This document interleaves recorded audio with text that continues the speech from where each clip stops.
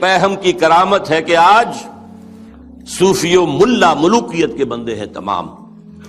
تب مشرق کے لیے موضوع یہی افیون تھی، ورنہ قوالی سے کچھ کم تر نہیں علم کلام. قوالی بھی کیا کرتی ہے؟ آپ کے قواعد عملی کو ختم کر کے سر دھنتے رہی ہے.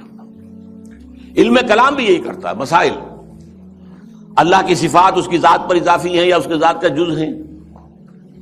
صفات حادث ہیں یا قدیم ہیں؟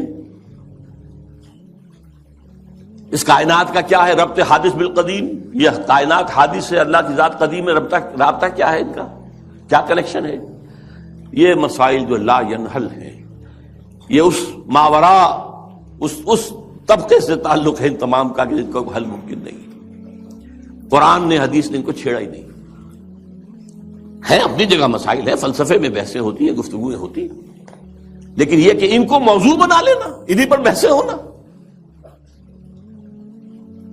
میں صرف تاریخی طور پر آپ کو بتا رہا ہوں، جب ترک قسطنطنیہ کا محاصرہ کیے ہوئے پڑے ہوئے تھے تو آیا صوفیہ جو ان کا سب سے بڑا چرچ تھا، اب بڑی مسجد ہے وہ، وہاں پر مناظرہ ہو رہا تھا. کن مسائل پر؟ علماء عیسائیوں کے.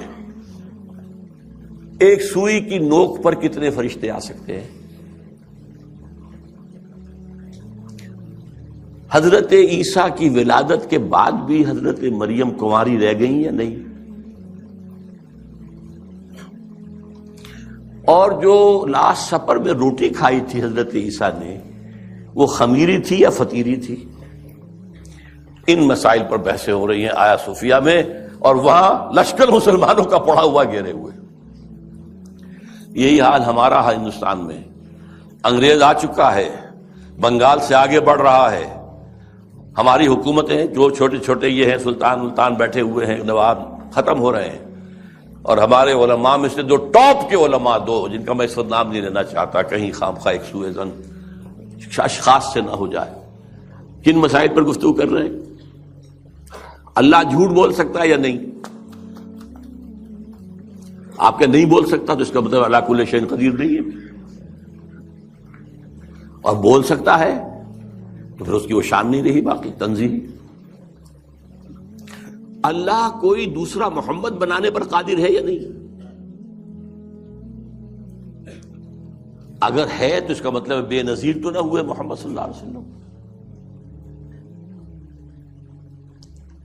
یہ مسائل ویسے ہوتی تھی.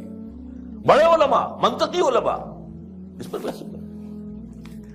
تو یہ ہے تب مشرق کے لیے موضوع یہی افیون تھی، ورنہ قوالی سے کچھ کمتر نہیں علم الکلام.